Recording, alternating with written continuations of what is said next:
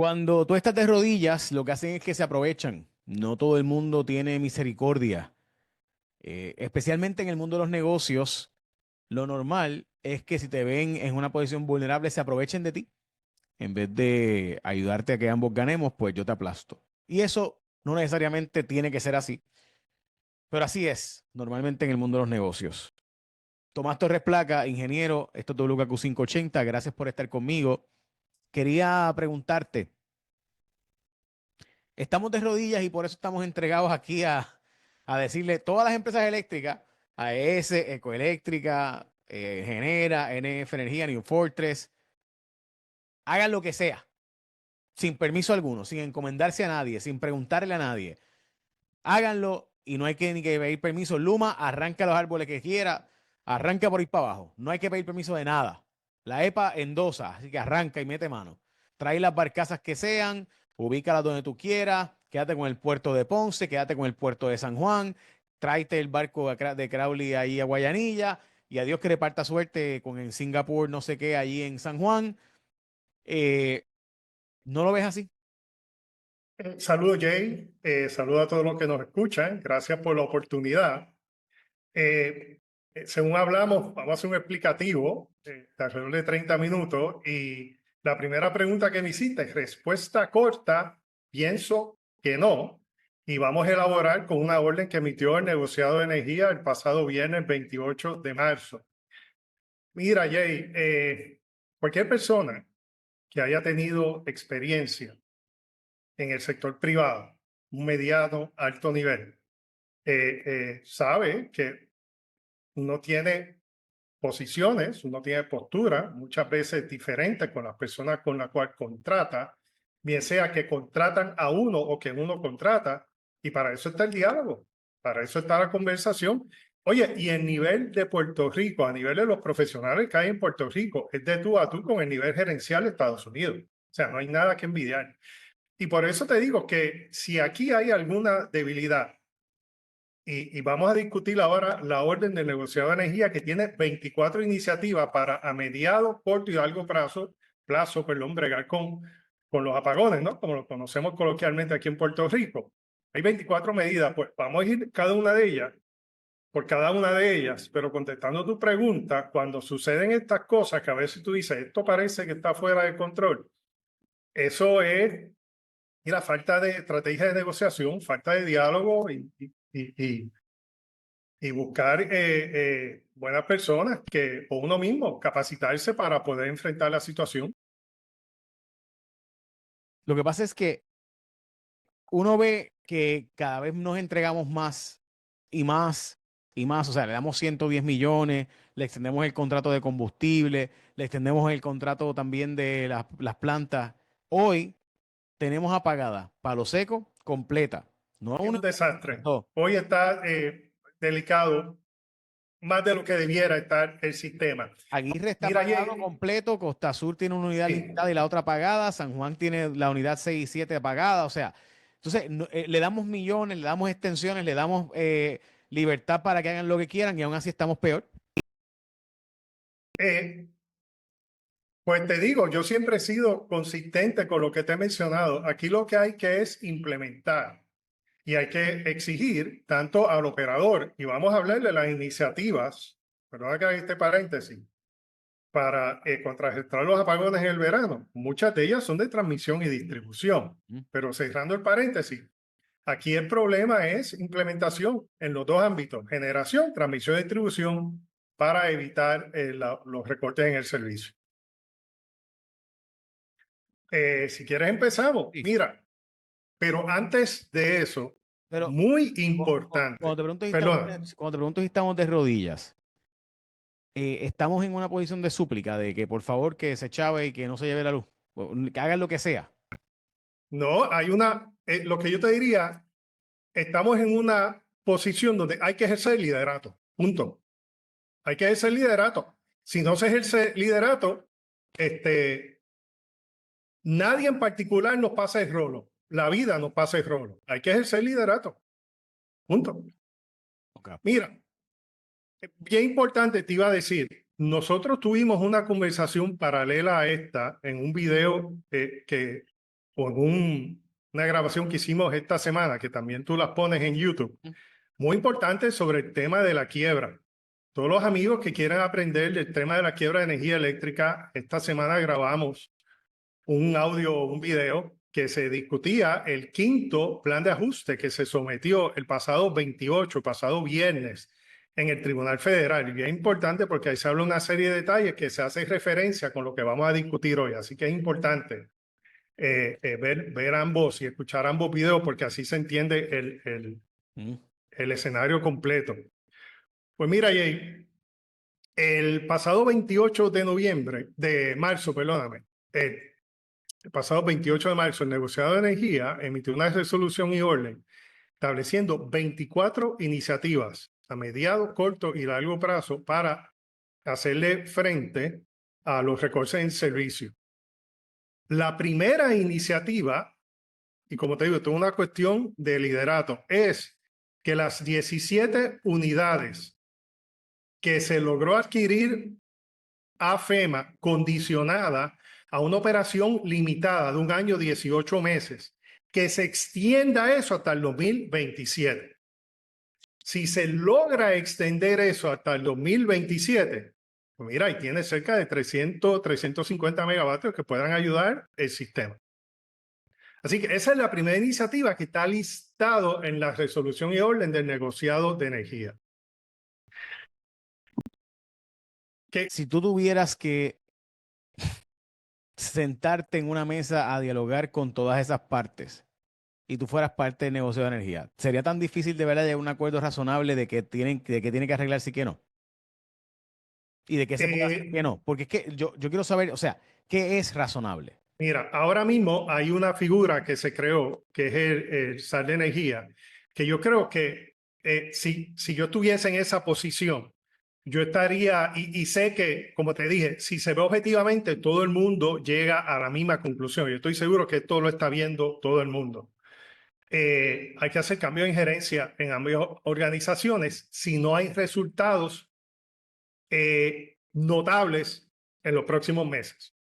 Si el verano que tenemos próximamente es un verano catastrófico, definitivamente que hay que evaluar cambios sustanciales en la gerencia en ambas organizaciones, de manera de impacto, que esos cambios creen impacto. Porque una compañía es un logo, no es un logo, es un edificio, son las personas que trabajan en ella. Y sabes que esto lo hemos hablado contigo ¿desde cuándo? Sí, hace años. Pero es la responsabilidad de quién. Oye, y no necesariamente, porque déjame explicarte, no necesariamente es eliminar personas, porque el expertise energético no es común, y menos aquí en Puerto Rico. Aquí en Puerto Rico no hay una industria energética. O sea, no estamos hablando de eliminar personas, porque aquí nos encanta cancelar personas. Ah, fulano que se vaya. No, no, es moverlos a las posiciones donde mejor puedan ejercer. Y esos cambios, si la organización actual no resulta, pues hay que empezar a dialogar de una manera respetuosa, de una manera cordial, pero hay que lograr esos cambios, porque si esos cambios se hacen, todo el mundo gana. Y hay que empezar a dialogar sobre eso lo antes posible, desde ya, para que tengamos organizaciones expeditas. Oye, y estamos hablando en el contexto que hay dos contratos aprobados, que tú sabes, cuando yo estuve en la Junta de la Autoridad de Energía Eléctrica, yo lo voté en contra de los dos, no contó con mi voto, porque de la manera que se presentaron ambos contratos en medio de una quiebra, aunque yo soy pro sector privado y yo creo que estos contratos pueden funcionar si se hacen los ajustes pertinentes. Pero otorgar contratos en medio de la quiebra te arriesga a tener los resultados que estamos teniendo hoy el día.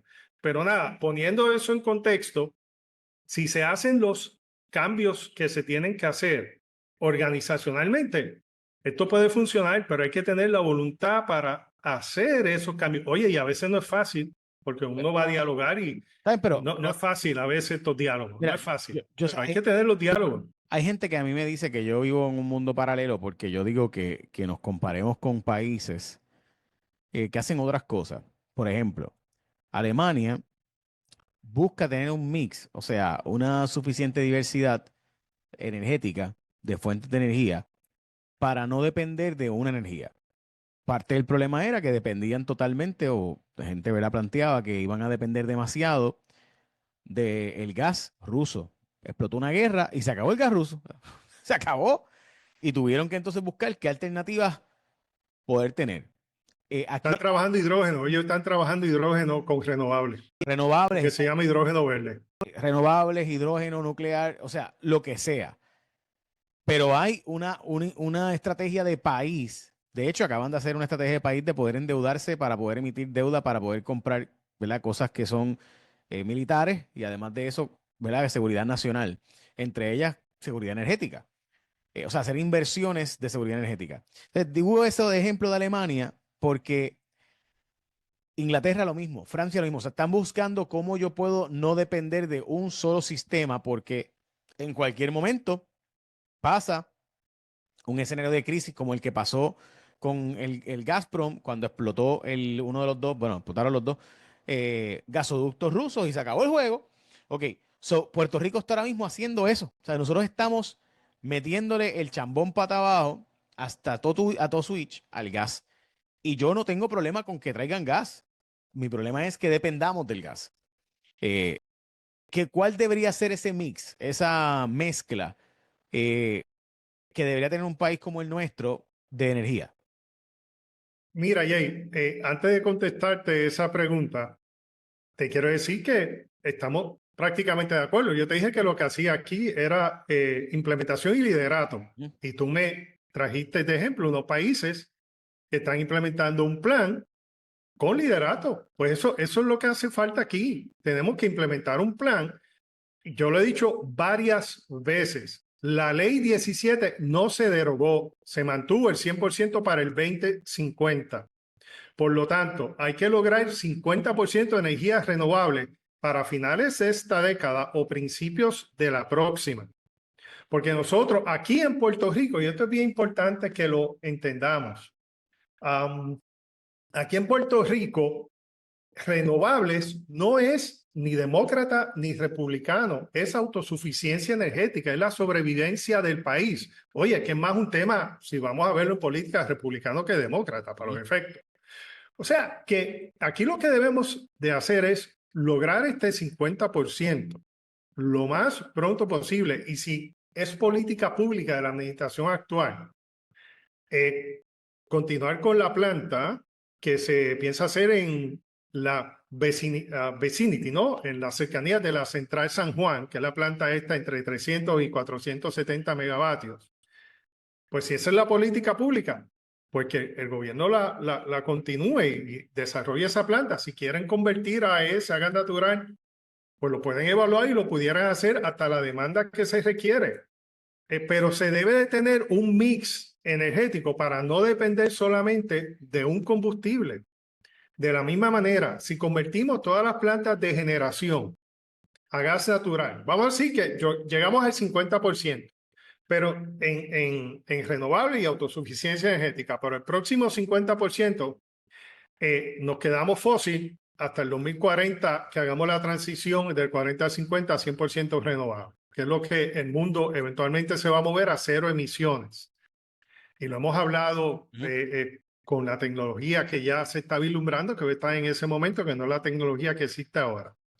Pero nosotros no podríamos depender aún ese 50% de energía fósil, 50% que sea 100% el mismo combustible. O sea, habría que tener parte en residual, petróleo residual, que ponga y parte en gas natural. No hay que perder perspectiva que el gas natural a nivel mundial escasea. ¿Y por qué escasea? Porque aunque pueda abundar en su punto de origen, su distribución no es fácil. Se necesita un tanquero especial que congele ese gas natural en lo que se llama un proceso criogénico, que lo lleva a temperaturas bien bajas, que convierte ese gas en líquido. Imagínate lo que estamos hablando.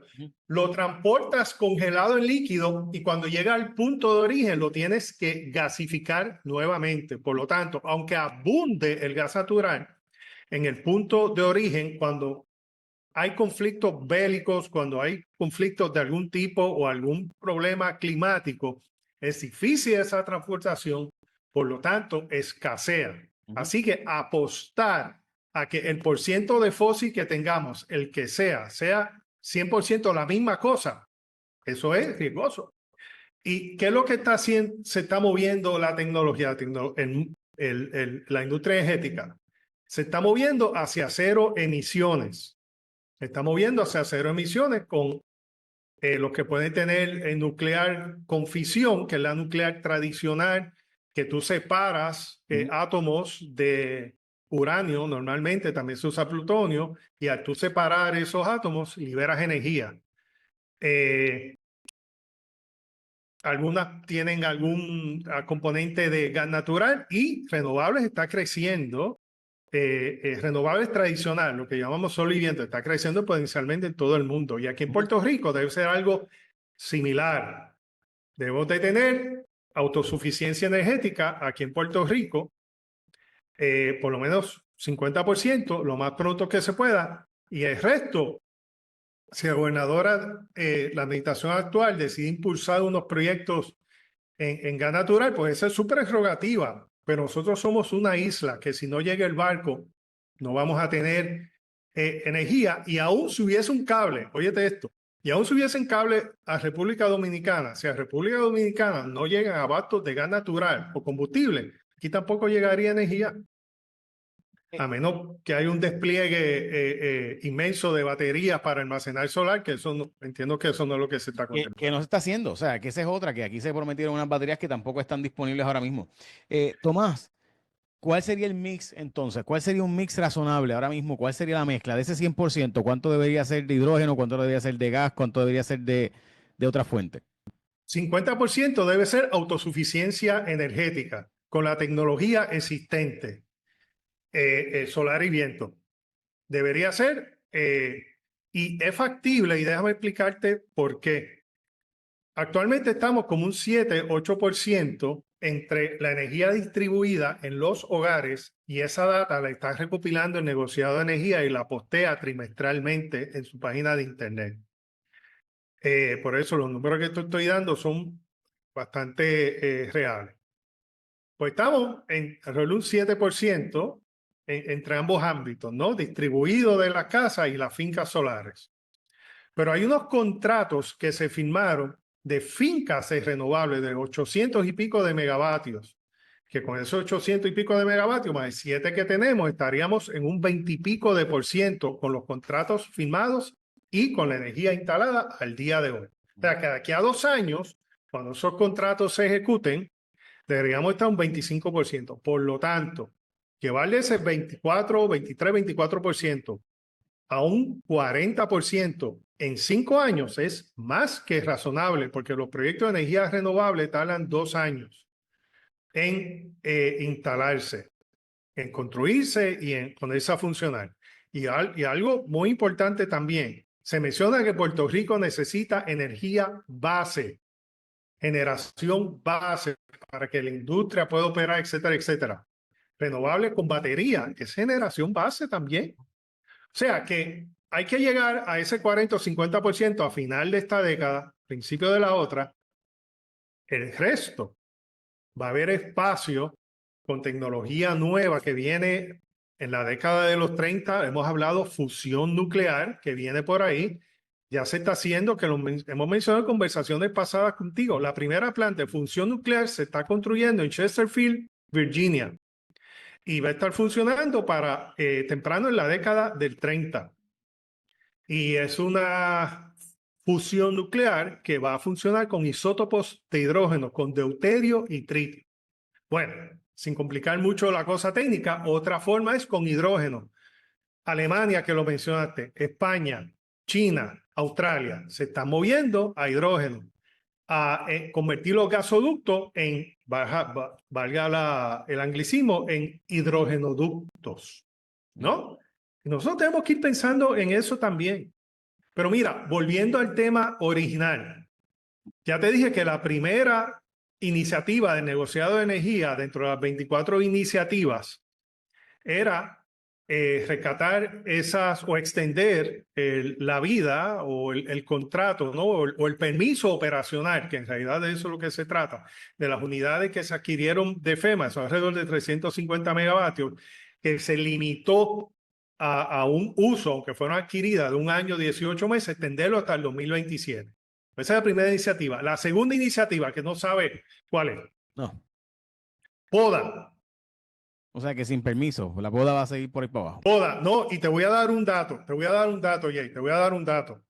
Mira, tú sabes que el SAIDI, que es System Average Interruption Duration Index, calcula las interrupciones mayormente en transmisión, aquí en distribución, aquí en negociado de energía, las calcula para, como somos una isla y básicamente un sistema cerrado, negociado de energía, calcula el SAIDI para transmisión y para distribución, para los dos. Nosotros tenemos una acumulación de horas sin servicio al año por problemas en transmisión y distribución entre 23 y 24 horas. El operador no ha podido salirse de ese rango. En Estados Unidos es malo tener 5 o 7 horas y aquí estamos 23, 24. Ahora, por lo general, en los países industrializados no se calcula el SAIDI para la falta en generación, porque en sistemas interconectados, bien sea en un mismo territorio o interconectado entre estados, entre países, por lo general no hay falta de generación, pero aquí las hay, porque aquí no hay generación y nos quedamos sin energía. Pues hubo un periodista del Nuevo Día, Manuel Guliama, que calculó un equivalente al SAIDI basado en una información que LUMA está publicando ahora, que es sobre las interrupciones de servicio de el operador de generación. ¿Sabes cuánto da el equivalente al SAIDI cuando consideras generación? No. ¿Cuánto? Según el cálculo de este reportero, 577 horas al año. Yo hice el cálculo de 577 minutos, perdóname, 577 minutos, que eso es alrededor de 10 horas.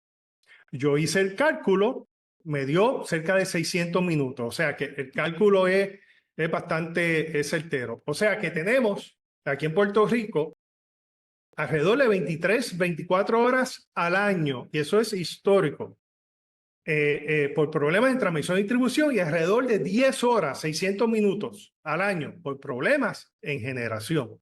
Por lo tanto, el atender el asunto de la poda y atenderlo bien atendido, ¿no? Vamos a suponer, para propósitos de esta discusión, que se atiende bien atendido.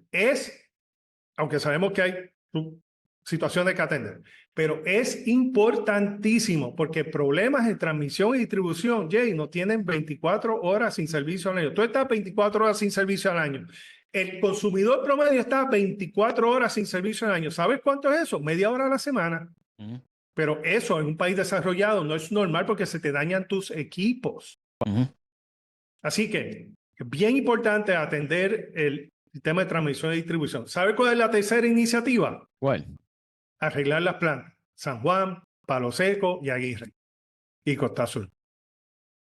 Mira, y un tema bien importante que tú lo traes a menudo. ¿Sabes que la central de Costa Azul, las unidades 5 y 6 de Costa Azul, están totalmente gasificadas desde hace como 10 años, tal vez un poco más? Entonces, ¿esas unidades son confiables? No, pues gasificar una unidad la hace confiable. Ahí tenemos el ejemplo de Costa Azul. O sea, que es bien importante San Juan 6. San Juan 5 y 6, las dos, pero la que está dando problemas es San Juan 6. Pues bien importante que dentro de estos principios de evaluar el sistema nuestro, entendamos que el gasificar una unidad no la hace confiable, simplemente cambiar el combustible. Por eso, pero Costa Azul 5 y 6 lleva tiempo o limitada o fuera de servicio o la 5 o la 6 y está gasificada hace más de 10 años. Tomás, Josué Colón, el zar de energía, el negociado de energía, la gobernadora, ¿saben eso? En el 2011 se arregló la planta de Costa Sur y se pusieron 2 unidades, la 5 y la 6, en gas. Y hoy está una limitada y la otra fuera de servicio. Y la Central San Juan en el 2021 se cambió a gas natural. Y la unidad 5 está operacional limitada y la 6 está fuera de servicio en gas. Así que Las unidades de San Juan se cambiaron a gas natural cuando se hizo el contrato con Unifortre en el 2018, 2017, bueno, 2018. se abrió el 2021, o sea, se hizo el contrato antes, pero cuando empezó a funcionar, si no mal me equivoco, fue para el 2020-2021. Cuando empezaron. Lo que pasa es que esas máquinas, las dos, las 5 y las 6, y son unidades gemelas, y se hizo lo que se llama un repowering, donde se convirtieron esas máquinas en ciclos combinados. Eso fue en 1997. Ujú. Y corrían en un ciclo combinado que corría con diésel, las 5 y las 6 de San Juan. Y no fue hasta que se hizo el negocio con Unifortre, 2017-2018, Que se cambió. 2018, que se gasifican esas unidades y empiezan a correr con gas natural. Y Por han eso, pero tenido no, sus problemas. pero no fue para el 2021 que se inauguraron. Cuando se cambió a gas. Creo que fue antes. Si fueron las dos a la vez, porque son unidades gemelas. Sí, sí, sí. Fue por ahí, entre 2019 y O 2020. sea, mi punto es que estas son unidades que se han arreglado o se han modernizado y se le ha puesto gas y las dos, tanto Costa Sur como San Juan, las dos plantas se le han puesto Totalmente gasificadas unidades en y gas no son confiables. y están dañadas. Así que el Seguro. cambiar de combustible no implica que van a estar funcionando. Igual que si yo mañana dejo de usar gasolina premium y uso regular en mi carro y el carro está dañado, se dañó igual. O sea, si el carro tenía un problema, sigue teniendo problemas, aunque le cambie el combustible o aunque incluso le cambie el motor y le cambie transmisión, va a seguir dando algún otro tipo de problema. En este caso no son unidades confiables. Y ese principio es bien importante que se entienda, Jay, porque si tú oyes, o sea, si los amigos que están escuchando esta grabación escuchan que vamos a resolver el problema convirtiendo tal unidad a gas natural, no, lo que están haciendo es cambiando el combustible, pero la confiabilidad de esa unidad sigue siendo la misma. En el término energético, eso se llama el capacity factor. Las unidades de San Juan, 5 y 6, siempre han tenido un capacity factor históricamente de un 32%. Recientemente vi un número de la 5 y la 5 creo que subió su capacity factor. La 6 sigue bajito, como bien tú mencionas. Pero el capacity factor, o sea, cuánto tiempo esa máquina está operacional al año, eso es independiente del combustible que se usa. O sea, que cuando escuchamos por ahí que vamos a resolver el problema de confiabilidad energética gasificando unidades, cuidado con eso, que lo que estamos haciendo es simplemente cambiando de combustible. Que puede ser un combustible más económico en algunas instancias. En algunas instancias, el costo del búnker C es similar al del gas natural. En otras instancias, cuando el búnker C sube, pues el gas natural tiende a ser más estable, pero eso no siempre la proporción no es la misma. Eso es importante también que se entienda.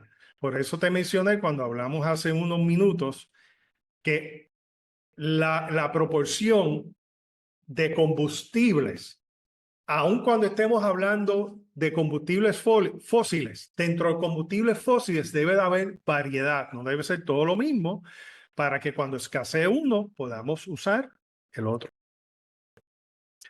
Bueno, otras iniciativas que se desglosan aquí es la barcaza, traer las barcazas. Esa iniciativa, Jay, a mí yo lo tendría como último recurso, porque para mí lo primero de ser es reparar las unidades que hay y mover los contratos de batería, mover los contratos de las peakers, que también es una iniciativa que están aquí, que ahora los peakers van a ser motores reciprocantes, que es una tecnología de una manufactura que se llama Wärtsilä. Es motores reciprocantes, la tecnología que se usa en todo el mundo, bien popular y bastante confiable, pero debemos de acelerar esos proyectos, debemos de reparar las unidades existentes, debemos de mover los proyectos de solar y batería, y la barcaza, si se quiere tener como contingencia, pues es importante tener una contingencia, pero no debe ser mi carta de gane Porque como hemos hablado en muchas conversaciones y a principio de esta misma conversación, aquí hay que tener liderato y reparar esas unidades existentes. Yo Bueno, te quiero decir que estoy de acuerdo contigo, pero yo creo que aquí pusieron primero la carreta que los bueyes. Porque si algo estamos viendo es que están yendo a la barcaza antes de exigirle a Genera que arregle las plantas y que nos garantice eso, so pena de multas, penalidades, cancelaciones de contratos. Mira, ahora mismo le estamos dando el puerto de Ponce, también a NF Energía, a New Fortress, los dueños de Genera. Así que, nada, yo no te estoy diciendo que no tengo fe, lo que estoy diciendo es que me cuesta tener mucha fe. Me cuesta por lo que hemos visto, o sea, lo que estamos viendo es básicamente un gobierno. pero podemos exigir liderato. Eso sí Si, lo podemos hacer. si Pierluisi se abrazó a Luma, la gobernadora está abrazada a la tumba con Genera. O sea, eso es una decisión tomada. Mira, Jay, yo creo que ya contestamos esa pregunta. ¿Tienes otra pregunta? Porque si yo tengo un punto que me gustaría No, traer a la te escucho. conversación. Mira, sabes que el tema de esta semana, específicamente de estos 2 días, ha sido las tarifas. Ujú. Yo veo mucha confusión con relación al tema de tarifa y me gustaría hacer como un puente a las tarifas y al entorno energético aquí en Puerto Rico. Y hay una tarifa no es otra cosa que un impuesto sobre bienes importados. Ujú. En Puerto Rico es bienes importados fuera de Estados Unidos. Que tengo entendido que aquí se importa fuera de las importaciones en Puerto Rico. Cuando vemos el marco global de las importaciones, 60% Estados Unidos, 40% fuera de Estados Unidos. Eso es lo que he visto que se está mencionando públicamente. Pues mira, básicamente eso es una imposición, eso es un impuesto. Por lo tanto, es como si tuviésemos ahora un impuesto sobre los bienes que no vienen de los Estados Unidos. Por lo tanto, se vislumbra una inflación porque los precios van a subir. Así que el insumo de el bien principal que se utiliza en todos los negocios y en toda la industria en Puerto Rico, que es la energía, debe estar al costo más bajo posible. ¿Y por qué traigo esto? Lo traigo por lo siguiente. Cuando tú tienes varias iniciativas de una mezcla, un fuel mix, como se dice en el argot energético, tienes una mezcla de suplido de energía, ¿no? Para tú generar tu electricidad. Tú debes de buscar de no sobrecontratar, porque si tú sobrecontratas, ¿qué pasa? Te suben los costos. Por lo tanto, aunque se respeta, y yo respeto la iniciativa de la gobernadora de hacer todas estas gasificaciones y todos estos proyectos que se quieren hacer, yo creo que hay que mantener una comunicación bien de cerca con el negociado de energía que ya han manifestado en sinnúmero de resoluciones y órdenes que están buscando que Puerto Rico tenga un costo de energía razonable. Y se debe de hacer ese balance entre tener energía confiable, pero no sobrecontratar. Porque si contratamos ya varios proyectos, contratamos para casa, contratamos aquí, contratamos allá y sobrecontratamos, en medio de esta situación que vamos a tener unos impuestos sobre bienes importados, porque eso es una tarifa es un impuesto sobre un bien importado. En nuestro caso fuera Estados Unidos. Pues va a haber una inflación natural que va a venir a consecuencia de eso, pues hay que tener precio de energía bajo. Y eso es algo que hay que considerar. O sea, que este año no es para tener energía en 26, 27, 28 centavos, para tenerla 22, 24 centavos lo más bajo posible porque los demás costos van a estar muy elevados. Si tú quieres, no, y si tú quieres convencer a empresas de Estados Unidos a que vengan a Puerto Rico a invertir, tienes que darle un precio a un costo razonable. O sea, si ahora mismo esas empresas están buscando, ok, ¿a dónde voy? Pues tú tienes que presentarle algo que sea atractivo. No puede ser un sistema energético colapsado y a unos precios risibles. Correcto. Y sobre todo, Jay, aquí en Puerto Rico es política pública también no construir nuevos activos de generación, sino contratar la ingeniería, contratar la energía, o sea, pagar por energía suministrada. O sea, que pudiera verse si alguno de estos proyectos que se están considerando se pueden convertir en activos de la misma Autoridad de Energía Eléctrica, aunque sea operado por un tercero, por un privado, habría que explorar eso, porque al eso ser activos de la Autoridad de Energía Eléctrica, pudiera haber algún tipo de fondo de mitigación o algún tipo de fondo que pudiera abaratar eso.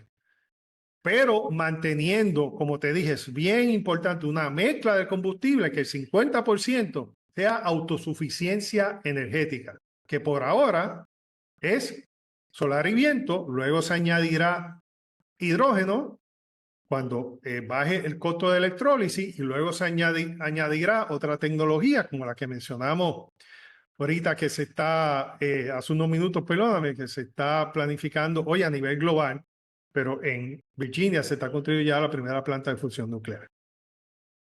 Gracias, Pues yo creo que estamos. estamos. Gracias, Tomás, como siempre. Gracias por tu conocimiento y por prestarlo. No, y gracias por la oportunidad de hablar de estos temas que son interesantes, pero que a veces son un poco áridos y en esta conversación se hacen fácil de entender. Así que muchas gracias por Estamos. la oportunidad. Gracias, al contrario.